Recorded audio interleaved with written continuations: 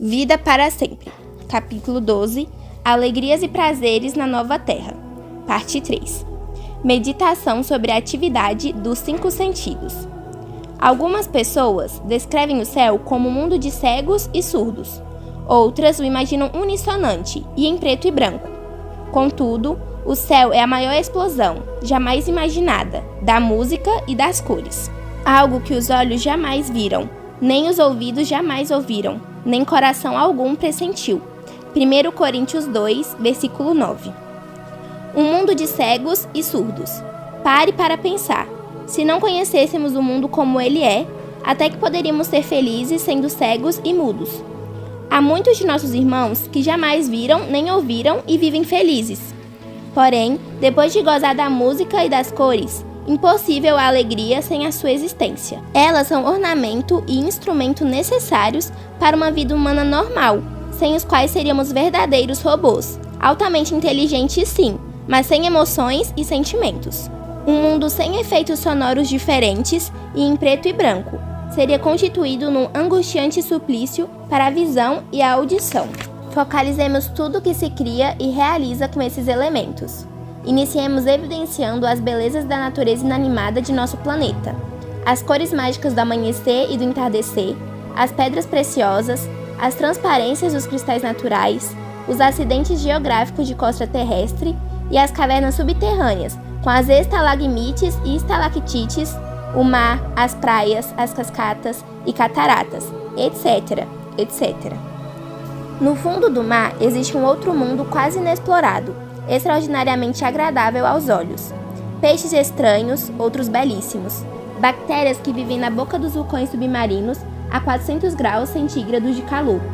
Plantas desconhecidas, formações rochosas tão antigas quanto o começo do mundo. Os recifes de corais, formados por pólipos, com anêmoras em miniatura, etc., etc.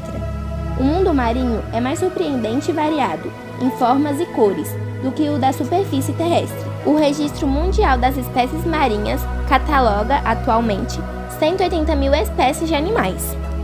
O conjunto das maravilhas de reino vegetal, incontáveis tipos de plantas e flores com as mais diversas cores, tonalidades e formas. As flores são uma obra mestra, de um pintor divino, de infinita criatividade. A sinfonia extraordinária do canto dos animais irracionais, como a dos pássaros, que perfazem melodias nunca copiadas pelos gênios da música, sem partitura, sem diretor ou professor. Sons que extasiam e fluem naturalmente dessas criaturas, tais quais a água da fonte. E no universo racional, os corais interpretando canções, serenatas, etc. As orquestras de todos os tempos com seus concertos notáveis. Os inúmeros instrumentos musicais produzindo os mais variados sons. E os gênios criando constantemente novas melodias. As grandes óperas, construções musicais artísticas colossais. E os mestres da pintura e da escultura, copiando e desafiando a própria natureza com suas obras de arte. Se Deus colocou, neste mundo transitório, morada do bem e do mal, algo tão encantador como o som, a cor, a música, a palavra falada, cantada, poetizada, será que no mundo próprio dele, onde habita o bem e moram seus amigos, não haverá grandezas mais sublimes e belezas mais arrebatadoras? Esses elementos elevam, produzem imensa alegria no ser humano e o transformam em um semideus com suas fantásticas realizações. Se tudo isso estivesse ausente na eternidade, nunca poderíamos falar da sabedoria e da inteligência divina. Deus teria criado coisas assombrosas para ficarem ignotas e destinadas a desaparecer anonimamente, e haveria realizado coisas monótonas e uniformes para sempre. Seria o maior dos absurdos. Esse sim, seria um Deus cego e mudo.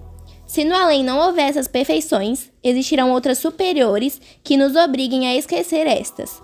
Mas, graças a Deus, teremos novas realidades e as aqui existentes também, sublimadas e aperfeiçoadas. Durante a eternidade, continuaremos construindo as mais admiráveis obras de arte, com acordes, formas e cores. Se aqui a imperfeição é inerente às nossas realizações, lá a perfeição será algo natural. O imperfeito se tornará perfeito. Quando vier o que é perfeito, desaparecerá o que é imperfeito. 1 Coríntios 13, versículo 10. Deixemos-nos possuir por esta certeza. Continuaremos realizando e gozando eternamente de todo tipo de atividade própria de nossos sentidos, cada pessoa agindo segundo sua escolha, gosto e disposição. E como somos diferentes aqui na Terra, também seremos no céu. Que maravilha! Que imensa variedade surgirá! Se fôssemos iguais, realizaríamos as mesmas coisas.